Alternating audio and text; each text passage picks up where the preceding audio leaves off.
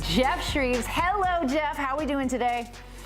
Good, good. In fact, I've just been watching Thomas Tuchel's press conference. He's just been unveiled as the boss of the Three Lions. I've got to say, I'm enthused by it because I've worked with him, obviously being part of the media here, and he's an endearing, entertaining, interesting character. And of course, there's a lot of ho-hum from people saying, oh, it should be an England manager. We can get to that in a bit. But what really came across is that he is something of an Anglophile. He said previously he's appreciated, or if you like, respected more here in England than he is in his native Germany. And he just said, perhaps on my passport, on my German passport, there should be, because of my work here and how much I like the country, a kind of a bit of a British edge to it as well. So he knows his audience. Mm-hmm. He came across really, really ultimately, like any coach, as you were just discussing, after Maurizio's recent 2 games, it's all about results, isn't it? You know, that's all you really want to do. And if they win every game and win you a major trophy, let's be honest, you don't care if they come from the moon, do you? So the bottom line is he's here, he's got the job, he's upbeat. Other question marks, I'm bringing you up to speed here now because I know you were having a debrief on the US men's national team just there. He said, it's an 18-month contract as well, which really only gives him one shot at one tournament, doesn't it? He said, but, this is new for me as well. I'm used to working day to day with players, going away for 3 days at a time. This is completely different. So we've agreed that I'll do this. I'm excited by this. And then we'll see how I do after adjusting to a new timescale for me, who's somebody who's normally a hands-on 6-day-a-week coach, if you like. He was asked about, will he sing the national anthem? I think we're arguably the only country in the world that's obsessed by asking this question. And he, again, a very, very deft display from him. He said, look, I haven't actually made up my mind on that. We don't start till, I think the first game is in March. He said, so, let's see. He said, but again, from my time here, from before cup finals, when the national anthem is played, the English national anthem is a very passionate one. I know how proud people are. He said, so, I'll think about it. Look, you guys know, you've seen him before. The best of Thomas Tuchel is terrific. It is fun, it's light, and it's engaging. It's just then when it goes a bit pear-shaped and he starts to fall out with his bosses, which he does fairly regularly, that the question marks come. But right now, if you can ask me personally, am I upbeat about it? Yeah, I would say so. I'd say he's as good as there is available right now, and that's the key question. Geoff, it's almost as if you're saying he's really good with the English media or something to that effect. He said he was endearing. Endearing. That was the word. Did you hear those words, Alexis? Oh, Geoff, let's talk about what's going to happen on the field. Thomas Tuchel carries a reputation and been labeled as being a serial winner. The trophies back that up. But from an England perspective, what can fans expect this new look England side to look like under Tuchel? Well, we know he likes 3 at the back, doesn't he? Obviously, he likes Harry Kane a great deal too. He signed him from Bayern Munich. Harry Kane has already said, fantastic coach, fantastic person. I think he's got a deserved reputation as well of working with players and improving players. He's from where he started his coaching career, he didn't have huge budget to begin with. I know that changed with the bigger clubs that he went to. He takes individual players and improves them. So I think players will like the attention he gives them. I think they will like the detail. And he has a fixed way of playing. I think he's a great communicator. He knows how to get his message across. The Chelsea players, when he was here, they honestly, they absolutely loved him. The majority. Any player who's left out is never going to want to play at a club where the manager doesn't fancy them. And the other thing as well, you touched on it there, his success as a manager, he's a tournament manager, isn't he? He wins cups. So he could be an ideal fit. Hey, look, don't spoil the honeymoon. He's only been in the job for 35 minutes. He's the best manager ever, Geoff.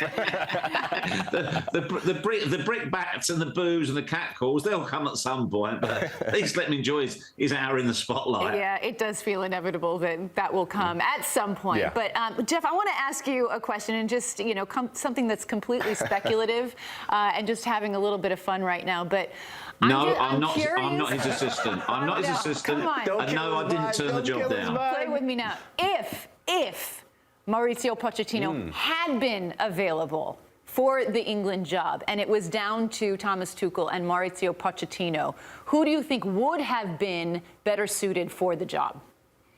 Oh, do you know, that is such a good question, and I've probably got a really poor answer for you. I believe in you, Geoff.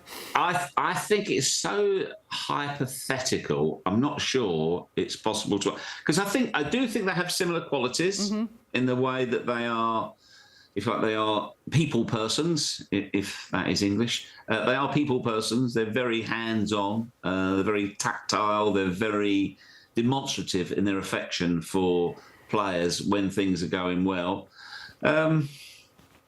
Close, maybe. No, do you know what? I would decline to answer on the grounds that, although you would say, hang on, you do this week in, week out, I'd be completely guessing as to who they would have gone through had they had the choice of two.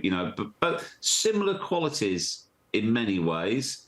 You could argue Mauricio worked in England longer, but I'm not sure that would have been enough to tip it his way, because Thomas Tuchel's won more trophies. Simple as that. So maybe on that basis, he was more suited. Maybe more suited. Don't know. But you think about what I said just now. Mauricio would have had to answer the same questions of himself. Okay, I'm a club manager. This is tournament football. This is very international football. It's a completely different ball game. It's completely different tempo and timescale, both off the pitch and on it. So he would have had to answer those questions too. Well, Geoff, before we start this new era of the Thomas Tuchel era, I want to go back a little bit and look at what England has done, the body of work, because a lot of the same players are going to be part of this new project moving forward. They became the nearly men, so close to getting to a World Cup final, so close to winning 2 European trophies. When you look at the lessons learned from Gareth Southgate, what are some lessons you would give and some advice you would give to Thomas Tuchel with this current group of saying, hey, look at these things because you're going to have to answer these questions moving forward? Yeah, he touched on that a little in the press conference where he said, I'm looking to expand. I'm looking to build on the work that Gareth Southgate did. Absolutely not going to rip up the culture that he had. He also touched on how well the women's teams are doing and also how well the youth teams are doing. He said, so I'm excited by the project, by what England has to offer at the moment. And if we can get the men's team over the line, obviously that is the ultimate goal. Now, what has he got to fix? Well, realistically, we have a plethora. We've produced a surplus of top-class international number 10s. We've got too many players who play in the same position. And I think Gareth in the Euros was trying to accommodate, when you've got Foden, Bellingham and Cole, to name but 3 into 1 doesn't go. How do you fit them all in? And he may have to make some difficult decisions about leaving out what are genuinely world-class players. And if he's going to do that, how do we get some width into the team? The likes of Gordon, the likes of Saka, and Harry Kane as well, not looking as mobile. He admitted that he wasn't as fit as he could have been. How do you get the best from Harry Kane as well? So there are challenges, although England have been the nearly men, as you said, Michael, recently. But it's taken that final step. What do they need to do to get over the line? And you have to be honest, that the draw that England had during the Euros, their side of the group, the teams they faced, was very, very fortuitous. Were they the second best team in that tournament? That's arguable. And also the final itself, a narrow scoreline in the end, but Spain was so much better than England. So how do you take England to the next level? That's the challenge for him. All right, Geoff, I want to turn our attention to a club that is a frequent topic of conversation with you on this show. Alas, here we are again. I know. I'm sorry, Michael Hood, but we have to You love do it, Suze. You know you love it. I know. All right. So it was announced that Manchester United were basically relieving Sir Alex Ferguson, a club legend doesn't even do it justice. They're relieving him of his duties as a club ambassador, and this was met with, I think, a lot of surprise and raised eyebrows. Some very strong reactions from other club legends like Eric Cantona. Geoff, what did you make of this decision, which is apparently a cost-cutting effort? What do you make of this? Well, I think you have to look at the details, because Sir Alex Ferguson is always going to be welcome at Old Trafford. I would imagine that he will still be afforded a number of places whenever he wants to go, whenever he wants to bring guests. They'll probably still have a private dining table for him. I'll be astonished if they treated him shabbily in any way whatsoever, because he is Manchester United. He took over the mantle from the great Sir Matt Busby. He's such an important figurehead for the club.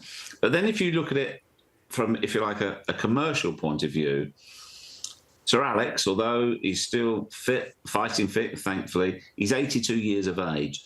Do they want, as a club ambassador, do they want somebody who can go around the world on club business? Are they looking for a different type of ambassador? And also, does he have the time, or indeed the same level of enthusiasm for being out and about on the club's behalf? I think he'll always be, as I say, he'll always be a truly idolised legend of the club. He will always be a figurehead.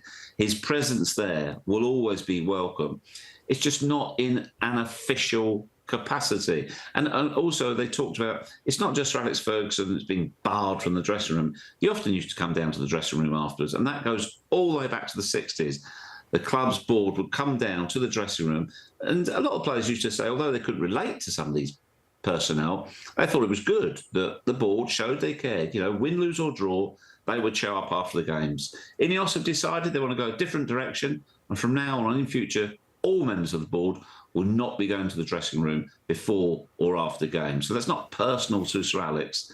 That's a decision they have made. To be honest with you, I think it's the way that the message is communicated, and there doesn't seem to be any unhappiness from Sir Alex Ferguson's camp. If they said, look, we're going to change things up, whatever you want, come here, of course, whenever you want, roll out the red carpet, as always, we'll look after you in gratitude for what you've done. We just don't need you to be an ambassador as such anymore. We don't need to pay $2.6 million. Yeah. We actually want to keep that money. That's what it basically comes down to. Were you okay with that response, Michael Lahoud? How'd that make you feel? Geoff Shreeves makes everything okay for me. Geoff? Agreed. I'm still waiting for the cost cutting to come from Erik ten Hag, though. That's the only disappointment I didn't get from that. Well, again, Michael, going back to why Thomas Tuchel, why now? If Manchester United's next few results aren't very good, you have to say maybe that the FA thought we better nip in here quickly, because he would be a very obvious candidate. I don't think you could ignore the timeline. And I think you and I will be having our usual conversation week in, week out. So, yeah, that one is not going away anytime soon, bud. Okay. Geoff Shreeves, you're the best. Thank you so much, as always, for your incredible insight. We appreciate you.